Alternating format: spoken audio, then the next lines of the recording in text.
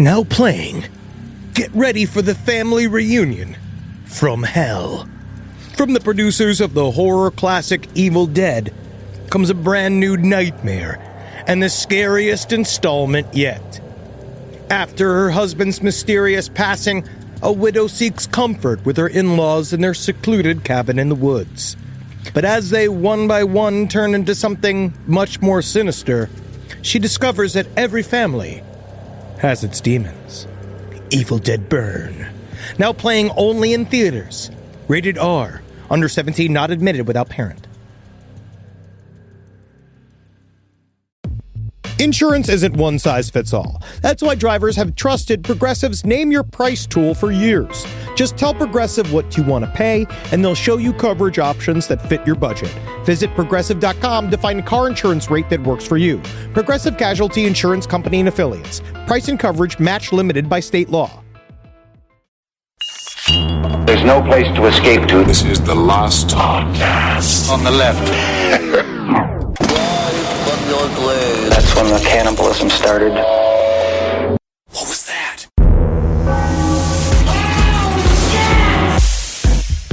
Are you jumping on mattresses you see on the sidewalk now? Oh, that's all I do. Yeah, hoping they have bed bugs. And Oh, yeah, I open it up and it's love in there. I open up garbage cans and love in there, and then sometimes there's a homeless man in there and he's just like, I killed love 20 years ago. And I'm like, hell yeah, man, let's go. And I buy him a Whopper, and then we drink a bunch of vermouth at a bus stop together. Haha, Los Angeles was great. I really had a great time. It's fun to be single. Woo, mingling. You see the lights of Hollywood, the Hollywood sign, baby. Yeah. Them city streets. Run, go tell. You know, the big thing about Hollywood is that, yeah, I'm laying down in the gutter, but I'm staring up looking at the stars. And what I mean is I'm literally standing up and I see fucking Kris Jenner there. And I am physically laying in the street. Yeah. Well, it just sounds like a wonderful time. It's an alternative time. That's what I'll say about my life right now. Mm-hmm. I'll say, yeah, and I'll be a quick little sad story is that I somehow left a crack open in a window in my apartment when I got home last night, and it was 10 o'clock. It was 10 degrees outside. It was 10 o'clock at night by the time I got back from the airport, and I got in there, and it was so cold in there, I had to sleep with my coat on. That's not bad. It's like you're camping. So I grabbed the rest of my bottle of scotch, and I drank it in my coat, in my bed. Things are fine. Mm-hmm. Things are good. Nothing homeless about that. You weren't covered in urine, were you? No, I keep that in my pee-pee sack. That's which perfect. is what I've been calling my bladder to people on the street. Oh, the pee-pee I like sack. being single. Well, you're doing great with it. Should we start the show? Yeah. All right, everyone, welcome to the show. I'm Ben Kissel. That's Marcus Parks. We got to get this guy some encouragement over here to my left. What's going on with you? I need some pep and some vigor. You know what I think I was really thinking down in the dark, like while I was sitting here in a pit of sort of depression, I started thinking about like, what is it that I really want to hear about? Mm-hmm. You know what I want to hear about? Is it about, would you like to hear about the New York Knickerbockers? No. NBA All-Star Weekend? No. What could it be? I don't know. Just straight up as many axe murders as you can handle. Yeah! Ladies and gentlemen, last podcast on the left is back with some axe murders. Thank God, rock and roll lives. Hail Satan. Sincerely, no other reason to cover axe murders besides the fact, straight up, it's fucking axe murder. You can kill people with a knife. You can shoot somebody in the face. You can drown someone in a pool. But you know what you can't do? Unless you're a super badass dude? Axe murder. Axe murder, number one, takes a lot of physical strength. Yes. Absolutely. Lumberjacks do it to cut down trees. Yeah, and then people here do it to kill their wives. Think about that. Marcus has an entire book on axe murders. It's called With an Axe. And did you read it on the subway in public? I did not. I kept this one in the basement. That's great. Yeah. Marcus treats all of his books like alcoholics treat beer on the subway. He has to put them in a brown paper bag so no one looks at him like he's breaking the law. But I feel like it would have been fine if you were reading with an axe, but also like sharpening an axe or cleaning an axe. Right. And then it could be like, well, maybe he's got one of them old-timey jobs. Yeah. Because now how many I've seen like 3 different smelting companies opening up in Brooklyn since we last talked about smelting last week on the Hollow Moon episode. The hipsters are really getting into smelting this year. Yeah, they boil a lot of nickel and zinc down into any sort of lord-shaped pendants or lord-shaped belt buckles. I've seen it. Right. It's the new fad. Yep. The book is called With an Axe. It's by H. Paul Jeffers. I would definitely recommend this book. Don't call him Jeffers, because if you do, he'll kill you with a fucking axe. With an axe, yeah. The tagline is, "Some rage can only be satisfied one way, with an axe!" Oh. So, Yeah! Rebecca, you said your husband's a writer. What does he write about? Is it fantasy? Is it fiction? Oh, he's been writing all day. Is this book about killing people with an axe? Your husband must be rock and fucking roll. We haven't had sex in a month. Oh, that's sad. Yes. All right, well, so let's get into this let's first. jump in. So we're going to be doing it case by case, just covering stories of axe murder in American history. Yeah, we're going to start at we're going to start way back. We're going to start in 1836. Because this is what I'll say. I feel like axe murder was way more prevalent back in time. It really was. In the book, actually, the majority of the stories are from the 1800s up until the 1950s, 1940s, something like that. In the next episode, we have a very special lady who brings it way into the 80s. Oh, my God. Beautiful. My special lady, Miss Carla Faye Tucker. We'll get to her on the next episode. But this one, we're going to start off with Richard P. Robinson, Dick Robinson. He was 19 on April 9th, 1836. He spent the day at his job as a clerk at a dry goods emporium right here in New York City. And he was looking... Big Apple. The Big Apple. Looking forward to an evening visiting a beautiful prostitute named Helen Jewett. Now, one thing you got to know about Richard, very good wrestler. Okay, and how do we know that? Because the book said. Okay. Also, I think he tells a lot of people, if you're a very good wrestler, I mean, it's hard to say on a date. You don't want to say that the second sentence, be like, hey, my name's Daryl, and I'm a very good wrestler. That's creepy. Check, please. I need to get out of here. He's about to murder me with an axe. But it's definitely the seventh fact you find out about somebody. Yeah, definitely. He was a very skilled debater, so he knew how to talk his way out of things. Because the way he did it, if you didn't agree with him, he just wrestled you. Yep, classic. That was one of the things in the Lincoln-Douglas debate they don't talk about when they just got naked and wrestled in oil. Well, it was said that he had a boyishly handsome face. He was 19, so that makes sense. Curly, golden blonde hair. And he also, quote, cut a dashing figure in a jaunty cape and a long Spanish cloak. Oh, what's a Spanish cloak? Is that the one that looks like a jailbird? Yes, like that's back the in one. the day? Or is it like kind of like the Esquelita, like, you know, the nerds, that sort of nerd outfit? I only seen seven episodes of Univision, and I've never left America. I think it's one of those jackets that you were only allowed to leave a conversation with a sharp 180 spin. Yeah. So it And a goes good up day to you, sir. And goodbye. From what Google image search tells me, it's about true waist high and mostly purple. Oh, so this is he actually describes most hipsters that we see here in That's Williamsburg. a Prince jacket. Very nice. Yeah, definitely a Prince jacket. Wow. Yeah.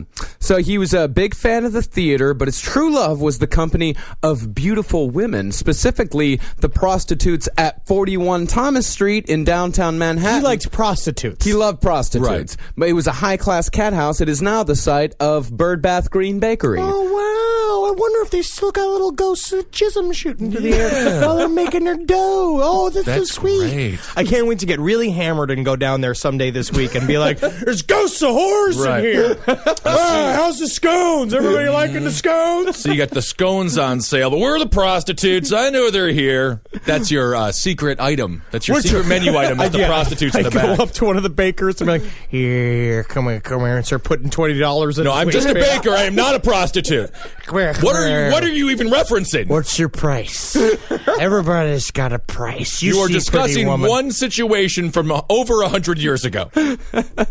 So Robinson was known at 41 Thomas Street as Frank Rivers, and he and Helen Jewett, the prostitute in question, had been seeing each other for a year at this point. They had met in the lobby of a theater where Robinson had come to the rescue of Helen from the botherings of a drunken ruffian.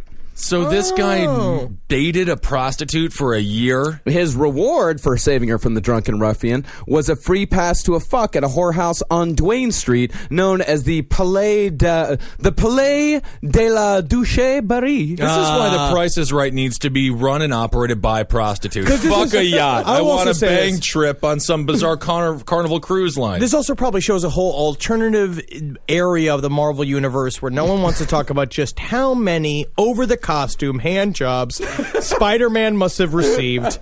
Like, every time he did something, someone I would have done it. Be like, thank you so much, Spider-Man. Do you need a...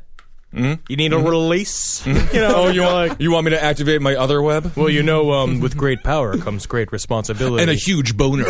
yeah, hell yeah. So after Spider-Man seems to be hanging from a so sad. he's hanging from a building through his dick string. I didn't know he could web through his penis. That's semen. All he does is save prostitutes now. Oh man. So the relationship bloomed between the young, handsome clerk and the prostitute. Robinson reportedly said that he was never happier than he was when he was at the theater. I know with this is Miss back in the Helen Jewett. 1880s. 1830s, dude. 1830s, even more so. Theater was just like, you had like a goat with a hat on and a dude farting into a barrel that they called, it's the Bean Man. No, You know, they like- did. That was the theater. There was actually a whole subset of French theater by guys who farted for money. That's great. And they would fart tunes. They would fart. It was like farting Gary on Mr. Show, except that was a real thing. Wow. Now we got these people warbling songs about being witches and shit. I think that's so much better than Shrek the musical. Big old French farts. Perfect. So of course Robinson took umbrage with Helen's line of work, but Robinson himself also saw other prostitutes on the side. And Helen Jewett, incensed that he would dare to go see another woman, traveled over to the Broome Street whorehouse where Robinson was stepping out and brutally beat the whore that Robinson was seeing. This is the kind of woman you need. That's what I'm thinking. Kind of a keeper. Yeah. Definitely a keeper. Well, this wasn't the only blow up that she had. They of course reconciled So after she that. was like an uncontrollable prostitute? Are you telling me she was emotionally unstable, an 1830s woman who was moonlighting as a prostitute? No, she wasn't moonlighting. It was definitely her full-time It was job. a full-time gig. Oh, yeah. Very She had good. a name tag and an office. So, of course, Robinson stepped out again with another prostitute, and Jewett made the first threat. She threatened to circulate a story that Robinson had caused the death of a young girl who he wronged and then deserted. Okay. And of course, he's trying to smooth this over this morning because he's, he works at a dry goods store, but he's still a fairly well-respected guy in the New York scene. He tried to smooth it everyone over. respected his Yelp reviews of all the prostitutes he fucks. Yes. Is there a prostitute Yelp out there? There should be. Backpage.com. Yeah. Oh, okay. Yeah, they definitely rate him over there. Isn't that something? So he tried to smooth it over by promising to marry her, but Jewett heard that Robinson actually planned to marry a woman who wasn't a prostitute. Wouldn't you believe it? I can't fathom the idea of marrying a woman who isn't a prostitute. Wow. And she sent him a letter. Of course, it's starting to escalate now. She sent him a letter saying, I feel amazingly like blowing you up if I dared, but not with powder. Is that the prostitute? Yeah. Oh, well, I can see why he paid her good money. I feel amazing. She was from Chicago, Henry. And I feel amazingly like blowing you up if I did, but not with powder. Yeah, it's just like that bears. Dream woman. I feel amazingly like blowing you up if I dared, but not with powder. Doesn't that mean like I feel like giving you a blowjob? I think it's got to. Or sex, something like that for But sure. I thought she was mad. Or is it like the Bene Gesserit like sex witches to the end Yeah. of Dune? That's that. That's a deep reference. That's a deep cut, dude. I think this woman only has one option to show her anger or show her happiness, and that's through her vagina. So if she's really upset with you, she fucks you, and if she's really happy with you, she fucks you. Well, the thing is that she can also do a very special move where she can run and jump up to a human's height, get your head lodged up inside of her own vagina, Yes. and just snap it off. The like old it's Russian. the top of a breadstick. Yep, the old Russian doll death. Yeah. Put it inside of you, and then you end up dead. Yeah, it's called Medusa's Cave. I could go there every weekend until I die. Oh, now Robinson, he gets this letter. Now he's got something to lose because he's got a prospective marriage on the line. The woman is of higher class than he, so he's looking to climb up the social ladder a bit. Right. He responded with a note that said, Keep quiet until I come on Saturday night, and then we will see if we cannot be better friends hereafter. Do not tell any person I shall come. How is he spelling cum there? Is there a U in the middle, or is it an O and then an E? It at the wasn't end? called ejaculating. Wasn't coming then. Oh. It was called something like booting it out. I see. I mean, if there was a period there, it's like, do not tell any person, period, I shall come. Yeah. Yikes. So he arrived that Saturday at 9 p.m. Jewett took him upstairs where the madam, a Mrs. Townsend, who will play into the story later, saw him briefly before Helen's door was closed. And at midnight, another prostitute named Mary Stevens, who was in the room across the hall, was awoken by a thump, immediately followed by a low moan. And this does not sound very different than most of the sounds that would happen at a whorehouse. Of A course. thump and then a low moan. That's the problem with, I mean, honestly, with a lot of murders in the case of murdering prostitutes, is that that's the truth, is that the struggle can sometimes sound like really intense sex. I had a roommate. I had never seen gay sex before, and I had a roommate in college. In real life? In real life. In real life. And so I was in my room in college, and next door to me, I heard this like, boom, boom, boom, boom, boom, boom, boom, rolling around. It's like, Right. And I thought they were fighting. Yeah. And so, because they were too strong, man. And then I walk in there and I knock on the door. I'm like, "Hey, what's going on in here?" And they were, Wow. they were making love You to got each other, to- but in a way that was, I don't know. I would have killed my girlfriend. You know what I It mean? was beautiful. Well, that's why they know that they're with men, and men can be a little bit rougher They were straight up with each other. punching each other. It's a physical game. They were strong. sometimes. They were strong. Yeah. I lingered there. Yeah. I'm happy you got to have the same experience as like a 40-year-old Midwestern housewife when her son always has his best friend Barry over. Hey guys, I made you muffins. Okay. And then you slowly exit and pretend like you didn't see it. Yeah, they were doing the naked squirrel. They gave me a wink and I left the room. So the thump followed by the low moan was followed by, a moment later, the prostitute Marie Stevens heard Jewett's door open and closed, followed by footsteps going down the hall. Opening the door, the sex. I'll see you soon. Okay. Opening the door, she saw a tall man in a long cloak with a lamp walking down the stairs. Of course, she thought nothing of it, went back to sleep. 2 hours later, though, the madam, Mrs. Townsend, found Helen's lamp downstairs. As she returned it to Helen's room, she noticed that the door was open, and she noticed a burning smell coming from inside. And when she opened the door wider, the backdraft caused the room to erupt into flames. I feel like all of New York City was just on the verge of exploding in the 1830s. Yes. Everyone was talking about it because that's like during the times of like tenement houses too. Oh, where it's yeah. like, and the Lower East Side was literally just jam packed with as many Italians all just laying on top of each other. and Jews. Like Jewish people and Italians. And absolutely, like a giant stinky lasagna. It was. And was Albert Fish roaming the streets around this time as well? No, he was early 1900s. He was early 1900s. Okay. So Yeah. it was terrible then. So you can imagine what it was like in the 1830s. Oh, yeah. So once the... Stinky. Oh, yeah. Oh, Awful. it's stinky. Awful. Oh yeah. So once the fire was extinguished, they found Helen Jewett dead on the floor. She was clad in her nightgown with one arm raised over her head while the other laid across her chest, and the left side of her body from her waist up was completely charred, and her left temple had been struck 3 times with an axe. Uh-oh. Thunk, thunk, thunk. Thunk, thunk, thunk. Are you a tree bitch? Oh, my goodness. Well, he definitely chopped her down. Oh, yeah, he definitely chopped her down. So eventually, Robinson was tracked down.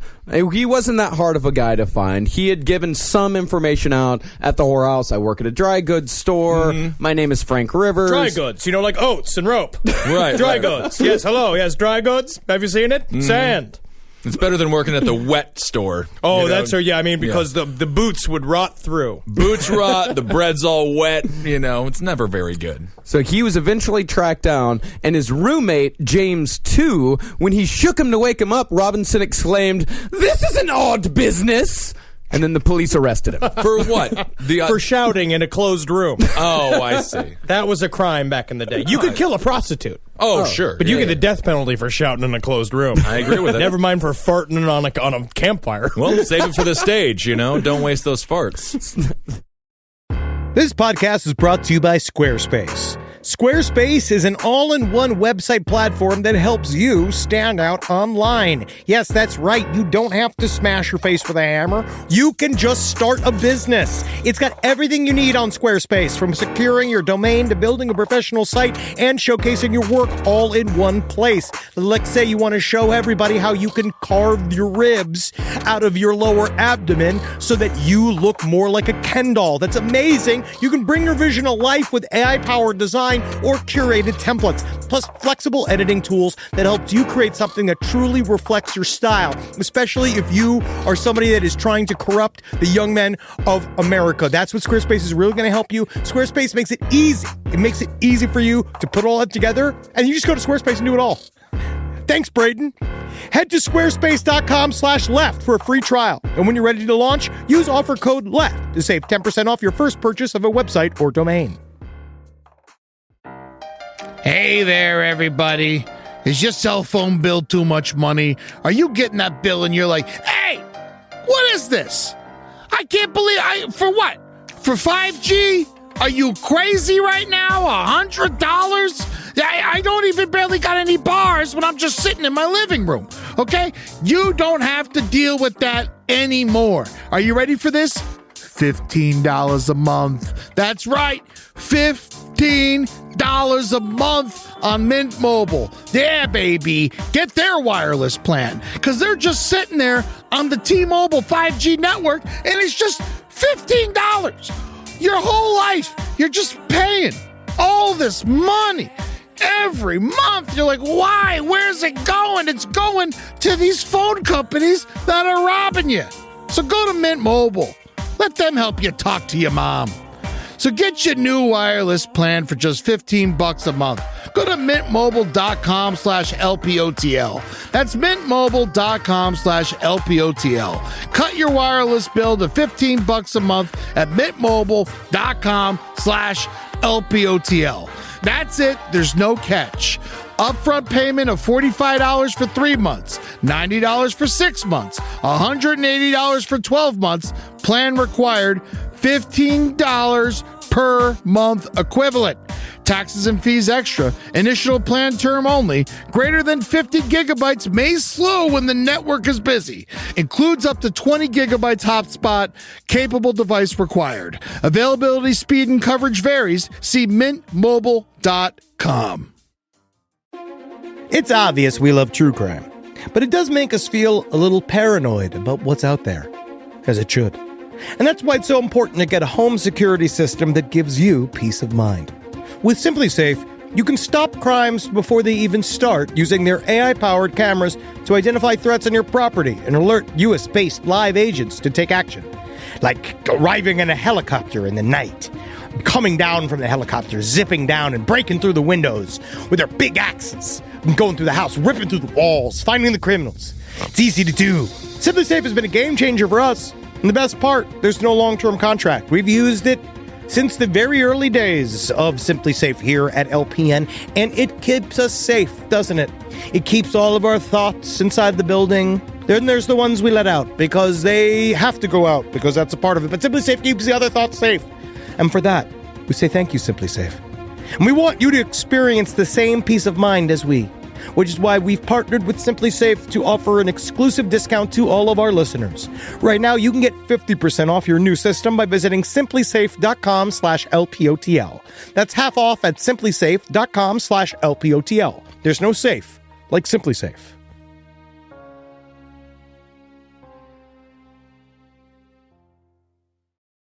So in Robinson's backyard, they found a blood-stained hatchet. And it was surmised that No, that's not mine. That is not my blood That's stain. not mine. Oh, that's pie. Oh, yeah. Oh, that's pie all over that hatchet. Did you know I work at a dry goods store? Okay.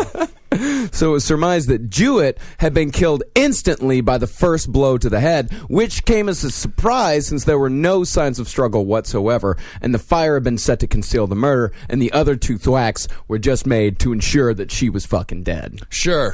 What do you say when you're about to swing an axe inside of a lady's temple there? I mean, you could yell the classic golf, like, 4? Yeah. Or you could, I mean... Hey, you'll never need a hat again! Oh, look at that. It's really about saving money at the end of the day. Yeah. They're permanent bangs. You could also say giving a woman permanent bangs is what I mean when you hit her in the face with an axe. Sure. That's intense. Yeah. So James Gordon... I don't think about it. No, don't think about it. Don't think about it. I don't think about it. You're not in the right Don't think about headspace to think about murdering women right now. No, not at all. You're not even in the right headspace to talk to a woman right now. That's true. So, of course, the local New York papers, they jumped on the story, and this guy, James Gordon Bennett, he was allowed to see the body, and he described the body as such. I could scarcely look at it for a second or 2. Shortly, I began to discover the lineaments of the corpse, as one with the beauties of a statue of marble. It was the most remarkable sight I ever beheld. I never have and never expect to see such another. My God! Exclaimed I. How like a statue! I can scarcely conceive that to be a corpse. Not a vein to be seen. The body looked as white, as full, as polished as the pure Parisian marble. The perfect figure, the exquisite limbs, the fine face, the full arms, the beautiful bust, all surpassing in every respect the Venus de Medici. For a few moments I was lost in admiration at this extraordinary sight. A beautiful female corpse that surpassed the finest statue of antiquity. That was in the newspaper. I just feel like there's a police sergeant be like, okay, dandy boy, now wrap her up. Why are you talking out loud? Save it for the book. You want to be a writer? Wrap her up. He's saying that out loud while moving her mouth. It's like she's saying it if you think about it like Get that. out of here, Jimmy. Okay. Now, amazingly enough, this type of reporting would give birth to a type of journalism that has become extremely important in today's day and age, investigative journalism. This was the birth like of TMZ? Is it like TMZ? This was because before this, all that the papers would do is that they would just report the murder. Prostitute killed in cat house. End of story. Maybe a couple of paragraphs. But with this story, he talked about how awesome her tits look while she was dead. Yes.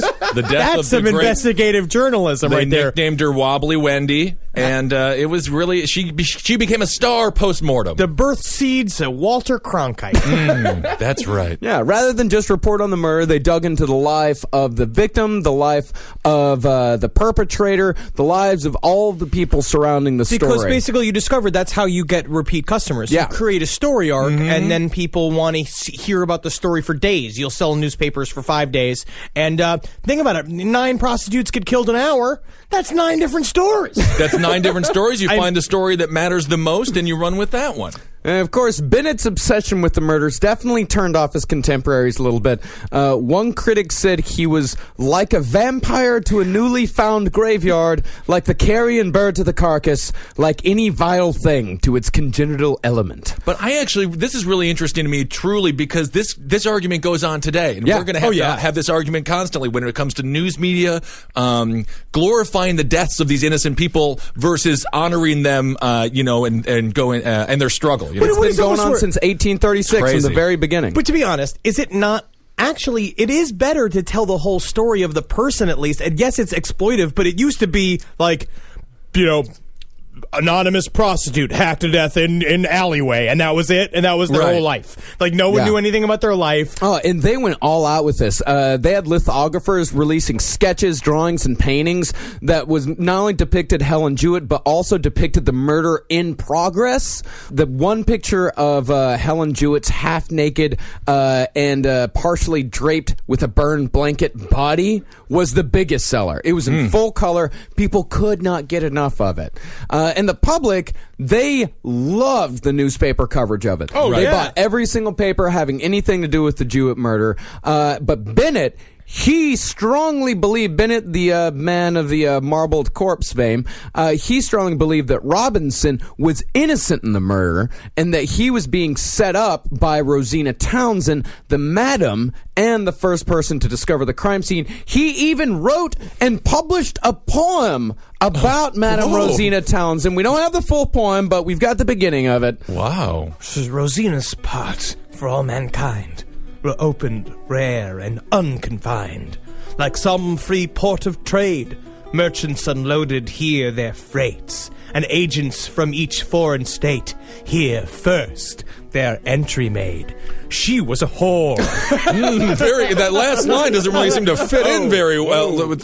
It's interesting, though. Gore, people think that it's a modern-day phenomenon with Rotten.com and stuff. I watched this great documentary about the National Enquirer, and that's where the guy really kind of broke through. All he was showing was corpses. All he showed was mangled flesh that got hit by trains and shit like that. It was more brutal than they'll show today, for sure. Then also, I mean, just think about just Victorian times where they used to take their dead kids up and stick a steel rod up through their back so that they can face forward, dead-eyed, looking at a camera. It takes 45 minutes to develop a picture. Fucking Tom and Becky kept on dying one day before photo day. Did I tell you this? I was calling in to cancel a flight. I called in the woman, and she was like, "Oh, Henry, that's a beautiful name." I was just like, "Thank you." She's like, "It's really coming back, the name Henry." And I was like, yeah, sure, it is. Yeah, I've been hearing a lot. Yeah. She's like, "I had a son named Henry. We were going to name him Henry, but he died in my belly." Well, Henry, maybe you shouldn't call Ghost Airlines any longer, and you should just fly Delta. And then literally, I was like, "Oh, well, I can be your son." And then she went, "Oh, and have you seen that movie with Kevin Costner, Dragonfly? That's the best movie I've ever seen. I recommend it to everyone I talk to." So my flight's canceled then? Is that what? Okay, yes. I can't help you with canceling your flight. No, I'm sorry, you've wasted the money. Well, due to Bennett's constant haranguing of her character, Rosina was forced completely out of business, and she sold all of the whorehouse furnishings at auction. And when Jewett's bed was sold, it was immediately slashed to pieces that were carried away, quote, as meekly but joyously as would a pilgrim a portion of the true cross. I would love to watch the husband when his wife brings home the new couch. She's like, "Honey, where did you get? It smells like a whore, right?" Like, yeah. Where'd you get the? Oh, I got it from a whorehouse. You got it from the whorehouse. Okay, I was just wondering if it smelled like semen. Okay. I love it. There's still glitter all over it. Okay, like licking the cushions. Yeah, so it's safe to sit on. Okay, everyone's got a passion, right? And sometimes what I like to do is collect prostitutes' things. I'm actually really into 1836 to 1839 whore furniture. It's really kind of a bizarre fashion. It's a bizarre trend that nobody's currently caught on to. Well, the first day of the trial took place a month and a half after the murder and drew a crowd of 6,000 people to downtown New York City, all of them wanting to get seats. But Richard, ever the dandy, wore a brown wig to replace the hair that had been closely cropped while he had awaited trial. Bring me a wig. I cannot face my adoring public this way. Bring me a wig. I want to look as much like a woman as possible. Fetch me a new gallon of powder. My skin has become brown from standing outside for an hour. You want to look good on your big day, you know? Well, there was an impressive amount of evidence against Robinson. It was all circumstantial. A grocer testified that Robinson was in his shop smoking cigars and reading the newspaper at the time I saw of the Robinson. murder. Yeah. He was sitting over there smoking a cigar. Yeah, reading the newspaper. I remember he was talking about a funny idea about a single guy living with a cat that he'd call him Garfield. Yeah, that sounds funny, yeah. Wow, interesting. In the old Jim Davis there, huh? And as far as the axe went, the manufacturer of the axe said that since 1834, in just 2 years, he had sold over 2,500 such instruments in New York City alone. Wow, good year to be in the axe business. Great year for the axe business. And then next, the defense attacked the credibility of the witnesses, whores and madams, of course. About Madam Townsend, the defense said, "It is her who has sworn against him. It is she who would erect a gallows for that man. It is she who would send him to an early grave. There is a foul conspiracy in this matter, and the whole in that house have combined. God only knows who he had offended in that house." It is a tough uphill battle for the prosecution. It's all circumstantial, and all of your witnesses are prostitutes. That's a problem, and everybody's a born liar and born grifter, and everyone around them is literally a grifter. Yeah. You have to lie. Yeah, this is downtown New York City in 1836. It is a cesspit of humanity. Yes, definitely. Yeah. So the jury deliberated for 30 minutes before returning with a verdict of not guilty. All right. But Robinson, as he lay dying 14 years later after contracting a fever in Louisville, Kentucky, it was said that he repeated one name over and over, Helen Jewett. Oh, he's in love with the prostitute. He's in love with the prostitute. Oh, it's like Richard Gere. Oh, that's so romantic. He went up on her dresses. If he didn't fucking chop her head nearly in half with an axe. If you stick around after the credits of Pretty Woman, this is the final scene. Yeah, Richard Gere takes an axe and chops her top of her fucking dome off, and then Samuel L. Jackson walks in as the guy Nick Fury, and he's just like, I'm getting too old for this shit. That's right. And then Julia Roberts is like, I'll be back. And then she haunts him in another movie. Yeah, ghost horror. Ghost horror. Pretty Woman too, yeah. Oh, I loved Ghost horror. Helen Jewett did have somewhat of a similar fate. Her body was dug up by medical students, reduced to a skeleton and hung in a cabinet.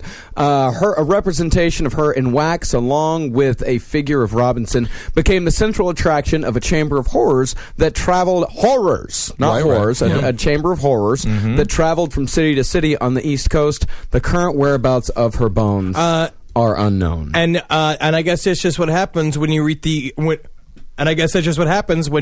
wrong end of an axe. Yeah. Oh, there it is. God, that sounds good. And also, I bet those medical students used her skeleton because they wanted to see just. Apparently, they say a prostitute's knees can actually be up to 200 years older than the rest of her skeleton. I didn't realize that. Yeah, and so they wanted to take a look at it. It's from the blowjobs. Oh, I see. You understand? I get it now. Yeah. I didn't get it at first. And the hardwood floors there of the early 1800s. Sex work, though, should be lifted above just mere prostitution. I agree, and this poor prostitute did not deserve to die. Apparently, this Robinson character, the only thing we have is the judicial system, and apparently he did not do it. So we have to find. I'm going to find the true killer. I'm going to look for a man who is 150 years old. When I find him, he's you're going to need to put a shirt on first before you leave. It's 10 degrees outside. Oh, I didn't know. Next up, we've got the Barnes mystery. We're traveling over to merry old England. It's March of 1879. The victim, Julia Martha Thomas. When people used to use axes like they were spoons. Oh, yeah. Uh-oh. Gotta get that meat pie somehow. So Julia Martha Thomas, she was a twice widowed 60-year-old recluse, lived a few miles upstream from London on the River Thames. I believe it's pronounced Thames. Thames? Is it Thames? Thames. Okay. We're going to get a lot of shit either way, so what does it even matter? We're just going to... Oh, my God, he pronounced it wrong. Well, fucking excuse me. It's Glaucusbury, not Glocky-Kikey. Yeah, that's all Oz. Oh, and I should know, because I'm from Manchester upon Stepford upon Ripponton. Mm-hmm. Can't be following everybody. We're gonna be very popular in the UK. They're very gonna love popular, us. very Yeah. popular. So she had supplemented her income from time to time with lodgers, but in January of 1879, she decided that she wanted to take on a maid instead. She hired on a woman named Kate Webster. So this is sort of a before Airbnb situation. Yeah. She just brought in people to her home. And it's sort of like a slave. But it's like it's like you buy a roommate that has to do everything that you say. Yeah. Yes. Yeah. Sure. And Kate Webster was built like a brick shithouse. Yes, she was. She's a strong gal. Huh? Big woman. That's real good. big woman. That's who you want for a maid. Yep, ran completely opposite to Thomas, who was an avid churchgoer. Webster was a bit of a drunk. She was a frequent visitor to a tavern run by a woman known only as Mrs. Hayho. Cool. Wow. The tavern was called the Hole in the Wall, and she was known as being, quote, typically Irish and never more so than when she drank. So toothless, raging, rages, full of booze. That's what they mean by typically Irish. She leaves the house with pants on, but then she comes home and there's no more pants. Irish women are like beautiful. They are. Right? For the most part. Well, Irish women and Polish women They age. They just No, once no, they no, start no, aging, no. they hit it hard. They Irish hit women, aging hard. it's the Polish women. The Polish women go they turn into like yaya from the ages of like 32 to 35. All of a sudden they're just like, baji, baji. But at first they're just Honestly, the most icy and mean to you on the train, and they're gorgeous. Gorgeous women. Yeah. It was also said that her modes were found to be dark and morose, but so seemed many Irish to the English. Subtle racism towards the Irish. Very a subtle lot. racism. She was born in 1849 as Catherine Lawler to a poor but respectable Irish family in Killane County, Wexford. Of course, she was a problem child from the beginning, penchant for stealing, always tearfully promised repentance anytime she was caught, only to return to her ways soon afterwards. At 16, she got sick of Ireland, stole enough money to book a passage across the Irish Sea, and went to England, arrived in Liverpool, changed her name to Kate Webster, and spent the next 2 years surviving on what she could steal. Finally got caught with her hand in a gentleman's pocket and was given a 4-year sentence. That's way too much. Is it though? What is a think normal? so. What is a pickpocket sentence? A pickpocket, I don't know, probation? 4 years seems like an awful lot. I think this woman was very brave for leaving her family at 16 years old, getting on a boat and going over to merry old England all alone. No, she's a badass chick. But She's you a obviously, sociopath. yeah, she was sociopath. Well, could not be. very good at her job. Well, she got caught with her hand in the, proverbial cookie jar, That's but the problem with a pickpocket is that there's not a big learning curve there. Yeah. You got to be good immediately. Yes, you do. Because you're getting caught.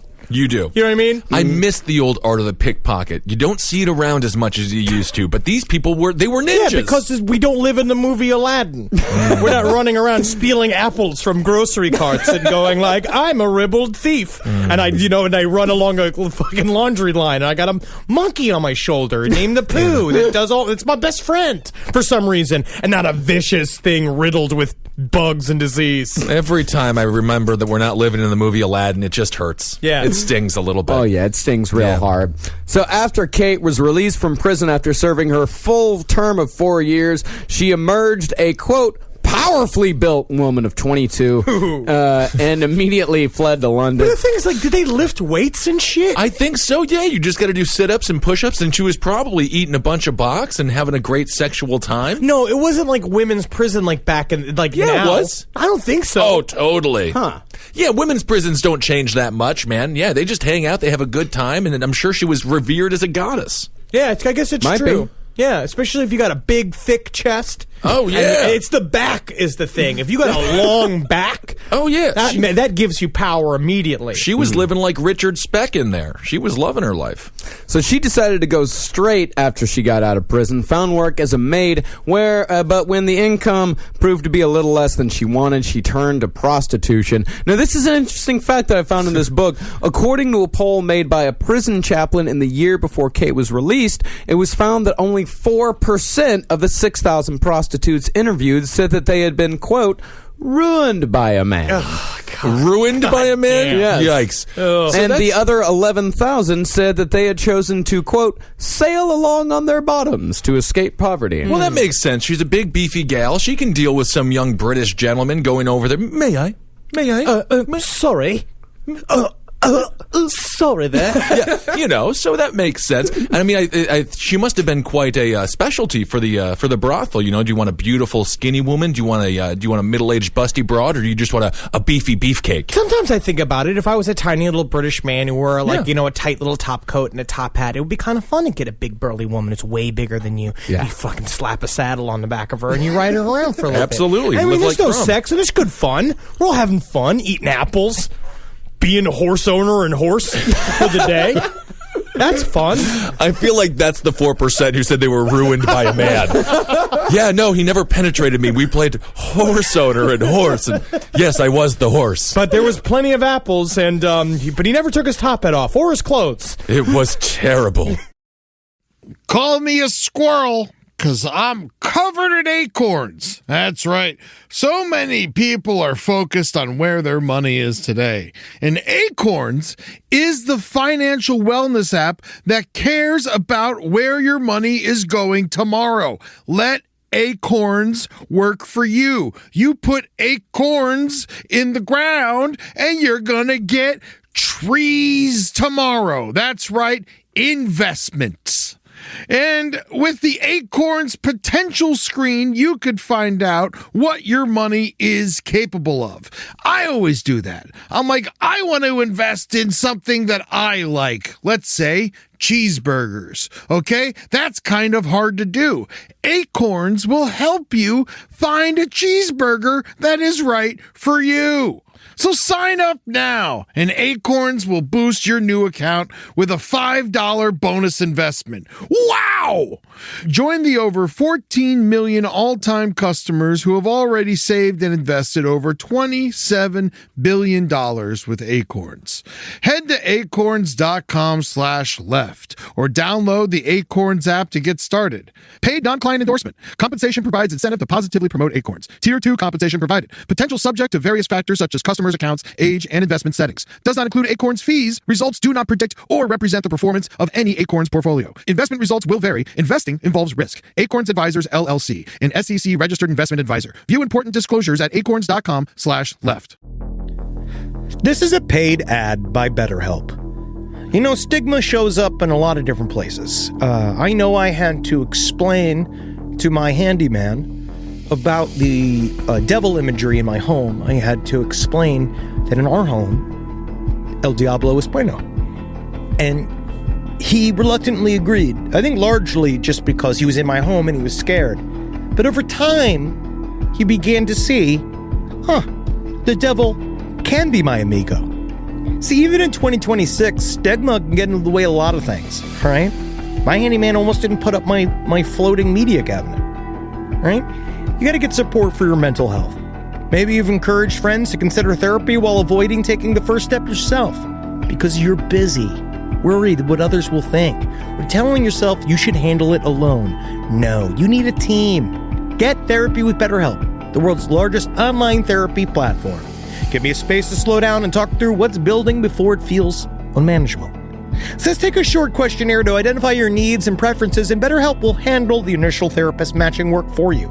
Their industry-leading match rate means BetterHelp typically gets it right the first time. Feel confident knowing BetterHelp therapists work according to a strict code of ethics and are fully qualified. So don't let hesitation hold you back. Find support with BetterHelp. Sign up and get 10% off at betterhelp.com/lastpod. That's betterhelp.com/lastpod. All right, I know what you're thinking. I like to go banking, but I don't want to give to these big old banks all the time that cater to the 1%. Well, go ahead and get yourself hooked up with Chime. It's banking built for you, not just those rich jerks. And they got thousands of fee-free ATMs because why pay to get your own money? Chime is working for you, man. You get your Chime card, you're going to get travel perks, you're going to get into airport lounges, you're going to get those chicken thighs. You know, every time I go to an airport lounge, I get chicken thighs. And you know what I say whenever I see a plate of chicken thighs? Give me more. Chime's going to get you those chicken thighs in these lounges, all right? Sure, they could serve other types of meat, but why would you when chicken thighs are so delicious? Chime is not just smarter banking, it's the most rewarding way to bank. Join the millions who are already banking fee-free today. Head to chime.com/left. That's chime.com/left. It only takes a few minutes to sign up. Chime is a fintech, not a bank. Banking services for Chime Card provided by Chime's bank partners. Optional products and services may have fees or charges. Stated cashback for Chime Prime only. No minimum balance required. For more information on travel perks, go to chime.com/disclosures. Unfortunately, the risk of pregnancy was constant for prostitutes in the 1870s, and Kate became with child. She didn't quit the prostitution game, but she picked up her old habit of theft and spent another 4 years in and out of jail. Didn't spend the whole 4 years in jail, but after an 18-month stint... Stop being a prostitute while being pregnant. I think you just go into a subcategory of fetish. No, she didn't stop being prostitute. Oh, you can roll with all that stuff. Dudes have a baby fetish. The pregnancy fetish thing is super real. Yeah. Have you ever seen the Thomas Crown affair? I never did see it, I think I saw it once. My mom really likes that movie. I feel like if I was a pregnant prostitute, I'd get into art thievery and start learning how to do that thing where you spray the gas and you see the lasers in the jewel case, Right. and then you kind of fold yourself through the lasers, and then you meet Pierce Brosnan, and then he takes you up out of all your bullshit. That's what you think pregnancy is. That's the only thing I can imagine it is. Oh, okay. No, that pregnancy fetish thing really is right. I knew an Irish Catholic dude who had a horrible fetish for Well, pregnant I don't women. know. Whatever. He'd talk about it, and you're like, yeah, when the bellies are like really round and stuff like that, it's just so fucking You know what I like sexy. so much? What I do is I be doing her, and then I grab the belly while the baby's in there, and I press my face a bit and go, be like, oh, can you feel it, baby? Can you feel it, baby? That's pretty much what I think they do. It's disgusting. I don't get the pregnancy thing. I'll never understand it. Hey, having trouble? Go to sleep. Let me rock you to sleep. Oh yeah. I'm not your father. I'll never be your father. A baby like kicks in the womb, and this baby's like kicking and screaming, just like, get me out of here. Let's get to this axe murder. Please, God. Do you want to get to this axe murder? I think we do. God, it's so good. Oh, man, so many licks. So after an 18-month stint in prison, Kate and her son moved in with a friend, a woman named Mrs. Crease, who told Kate that an elderly woman by the name of Julia Thomas was looking for a maid. Kate applied wearing her finest clothing and was hired on the spot. She left the child with Crease, and Kat moved in with Julia Thomas in February of 1879. Within weeks, the situation completely deteriorated. Webster thought Why? Thomas, Because she was a broad-shouldered prostitute thief? and He a was drunk, a broad-shouldered prostitute Irish drunk thief. Fresh out of prison, let's just say this woman doesn't know how to hire the best people. Maybe not the best manager. you or wanna the reach best. You're not out. going to do like a background check on her. This woman is going to be your maid living in your house. A background check might be something. Just think about doing it. Hey, background check. Hey, why don't you take a look at my back there and see that's all the back I got. It's 9 feet of it. That is, you're funny, you're hired. Shut up! Okay. So it's not known how exactly this relationship came to a head. We don't know what the impetus was for the brutal murder that was to She come. probably spilled the tea or some other gigantic British crime. All we know is that the two women argued on March 2nd, and Webster was told that her services were no longer needed. Now, Thomas left Webster to pack up her things and went to church, hoping that the burly woman would be gone by the Sure. time she returned home. I don't know how many times I went to church just hoping that burly woman would be gone. Right? No, they're always right where you left them. So Thomas comes home, and when she comes home, Webster's waiting in the dark for her, and then rushes towards the old woman and struck her in the head with a hatchet with a glancing blow. Oh, in the dark. Yeah. I could kill you with a hatchet with my eyes closed. I know, because I killed a woman in the dark once. So Thomas didn't go down immediately? Yeah. Oh, man. Oh, yeah, she didn't go down immediately. I mean, she was a 60-year-old woman, still didn't go down, and as she struggled with Webster, who was much larger and much heftier than the old widow. That was her number one mistake. If you're 60, always get someone more frail and sensitive than you. Absolutely. Always have to. Never get into a hand-to-hand combat No. with a woman a foot taller than you. With a hatchet. Yeah. And so as they were in their struggle, Thomas lost her balance and tumbled down the stairs, and Webster followed her down and fucking placed the axe directly in her skull. That's where an axe goes to sleep.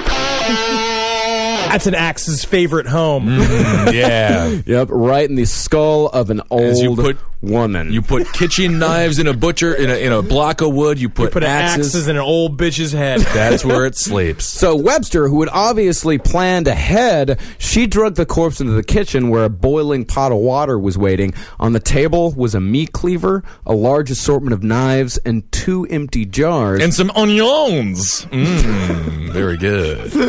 And nearby, resting on a chair, was a black leather bag, and on the floor was a wooden box with several cloth sacks inside, all lined with thick brown paper. Webster removed all Thomas's clothing and folded all her dress neatly on a table nearby. She then hacked off Thomas's head with a cleaver and placed it in the black leather bag. She then cut the body into chunks and threw the pieces into the boiling water. And we don't know how long she spent at this task, but it is known that she took a break to have a few drinks drinks with Mrs. Hey-Ho down at the hole in the wall. I love it. I think that's how God made the continents. Yeah. He chopped up a ribbon and just put it all over the earth. I also think, when you're a mother, you got to do what you got to do. All right? And she's a mother first. That's a first job. Axe murderer second. That's right. Prostitute third. Grifter fourth. But first job is being a mother. Most you got to important take job. care of your shit. Most important job. Yeah, she was a mother at this point to a 4-year-old, I guess? Somewhere around there, yeah. 4 or 5 years old. Who will also eventually grow to be a prostitute who murders people with an axe. There we go. It's the family business.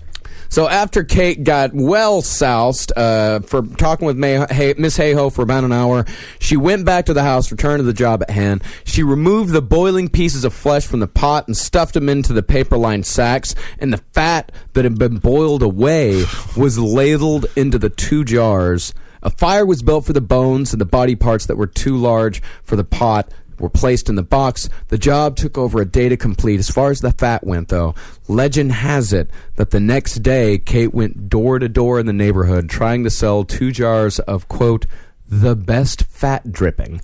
Well, I would love to watch. I would love to hear her pitch. Oh, yeah, and I will also say, if this was Williamsburg, Brooklyn, that would... That's par for the case. That is a hipster. That is like farm to table. That is as organic as you can get it. It's perfect. Hipsters would absolutely... Did you know this actually comes from a 60-year-old woman who was a churchgoer? Yeah, I rub it all over my artisanal breads. So while that story is in dispute, it is known that she did show up at a pawnbroker's and sold the dead woman's gold bridge work with the false teeth still attached. And no one asks the question. No one wants to know where the teeth came from. Oh, a pawnbroker in fucking London in 1879? I fucking hate that show on History Channel, Pawn Stars. It's all old baseball cards and things from Star Wars. Yeah, it's never like a fake foot or like a sullied gun. Exactly. It needs to be murder weapons and then body parts of victims that might be worth something. Yeah, orphans' clothes. That would be great. Where'd the orphan come from? Piles and piles of orphan clothes.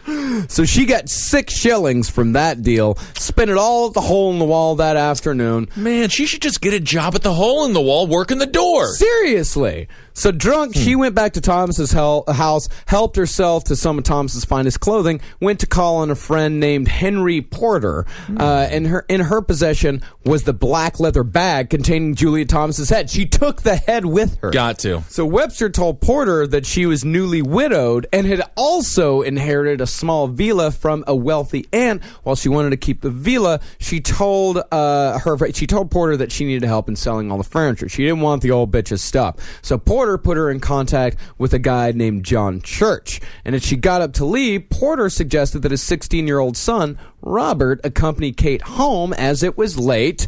And when they arrived back at Thomas's house, Kate had Robert help her carry a box, the box containing Thomas's remains, to a bridge over the River Thames. I believe it is. The notion of helping a woman home is under the theory that they're smaller than the average person or defenseless. Yeah, I feel like you could let her walk home alone. I think Kate would be fine, especially when they didn't include the detail that he sat on her shoulder like a parrot. And then he kind of whipped her with a horsewhip and got her going. Oh, you want to play horse order on horse, huh? That's a game I played many a time. It's because I got these hunches here. Hey, So she said that she needed to carry the box over to a friend, and he said, of course, yeah, let's go. So she told him once they got over a bridge, hey there, be a mate, why don't you grab this box of mine, huh? Don't worry about the clinging and cleaning inside of it inside of the bones, huh? I don't care how heavy it is. Hey, why don't you carry it over there? Hey, don't you hop on my back? Give me a kiss. Hey, my name's Kate. All right. So she told her to leave her on the bridge while she met her friends. I just need to meet him alone. The boy said that he heard a splash in the river soon afterwards, and when Webster met back up with him, she said, well, that's done.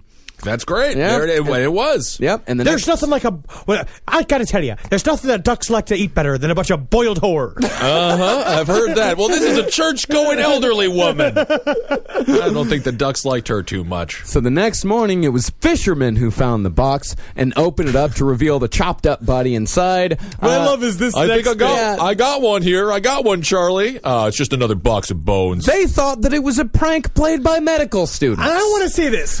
I have never ever seen. I'm not a doctor, but we know doctors, and I want to ask them if they've ever used. If you're a doctor and you listen to this podcast, We know a coroner, in fact, who listens to the podcast. Have you ever taken a bunch of chopped up hands and feet and used them in a prank? If you haven't, please do, and let me over at your house for Halloween. Threw it in the wonderful. river for the fishermen to find the next day. It is an elaborate, very funny joke if it was true. Well, medical students way back in the day were known as very ghoulish human beings because they used to grave rob on the regular. They had to, because that's how they got their boxes. They got their bodies to practice surgery. Yeah. They would basically pull them out of the ground in order to practice stitching. Yeah. Ghoulish people. It worked for us, though, for a while. Thank God they did it. Yep, very helpful guys. Well, when the constable arrived, he surmised that this was no prank. The headless corpse was indeed the victim of a murder. This guy had no sense of humor whatsoever. Terrible. At the same time the body was being discovered, Kate Webster was haggling with John Church over the price of the dead woman's furniture. But Church, kind of sensing that something was a little fishy here, he declined the offer. And Kate, sensing that Church was probably going to go report her, she gathered her son and fled to the train station, destination Enniscorthy, Ireland. Ooh. Church did indeed go to the police, and they searched the house. They found, of course, a lot of evidence of body disposal because Kate was a shitty maid. Absolutely. Man. Yeah, you gotta. I will say, Jeffrey Dahmer, for a while, great maid. Unbelievable maid. Ted Bundy, great maid. You have to be. That's actually really. To be a serial killer, you got to be at least half maid. You have to clean up a lot. You gotta do a great work. You gotta do great work cleaning up after the crime scene. That was her number one flaw. Wasn't good at her maid job. Exactly.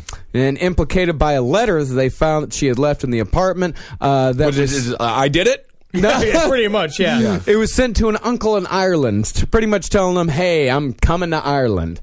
So they called up the Royal Irish Constabulary, and they located Kate and arrested her on March 28th, 1879. She was found guilty, and when the verdict was read, she screamed, I never did it!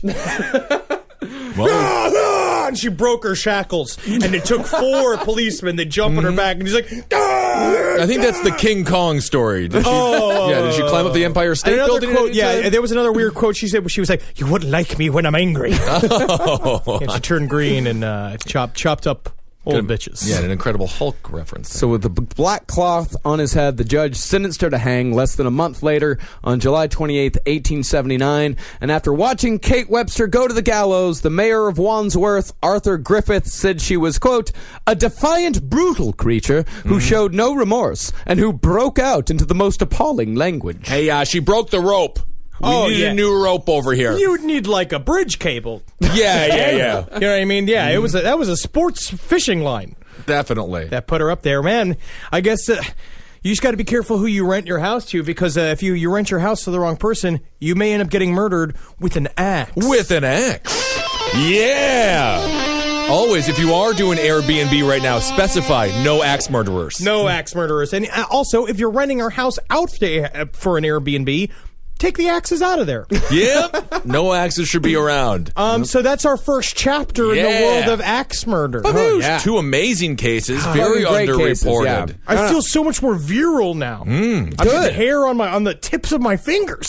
Just wait till we get to the cases of Frank Fernando Jones and Carla Faye Tucker. It's also weird I'm getting hair growing up in the palms of my hands. That's sad. Jerking off a lot. Oh, yeah. Maybe early onset cancer or something you might have. Oh, cool. No, I've stopped touching myself. Good. That's probably for the best. Yeah. All right, everybody. Let's give a hail yourselves. Hail Satan. Follow us on Twitter. Yes, we're active on Twitter now. We finally took the initiative, so it's LP on the left. So it's just at LP on the left, and follow us there. And we're going to be showing you the insight of the research and some funny jokes and stuff like that. Cool. Shut up, Henry. Henry, you're lonely. Don't project it on me. Of course, go join the Facebook page. Go to iTunes and rate and reviews. That helps us out a lot. Go to cavecomedyradio.com/last podcast on the left to buy a t-shirt for $25. And if you don't got $25, shit, you can just throw us like $1, $5, whatever. Just helps us keep the show going and helps keep us in fancy clothing. Yeah, that's all we're doing, and taking your money. Haha, joke on you. I'm sitting here, I'm wearing a tuxedo right now. Yeah, all we do is wear very fancy denim clothing. Ben is wearing the shirt with himself on it right now. He's wearing his last podcast shirt as Some we would speak. say it's my only shirt. But hey, check out some other shows on CCR, Top Hat Roundtable, Sex and Other Human Activities, Page 7, all those things. All that stuff. Hail me, I got to get my groove back, guys. I'm Stella. We'll get it back to you. Your groove is coming back. I can feel it. A couple more episodes about axe murders, and your groove is going to be fully back, Henry. Yeah. Just 3 or 4 more episodes about axe murders. That's it. Magustalations, everybody. For more shows like the one you just listened to, go to cavecomedyradio.com.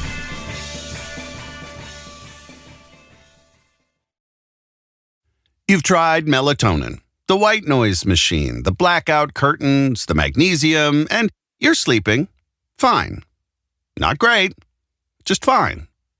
At some point, you have to consider the 4-year-old pillow is doing more damage than the magnesium is fixing.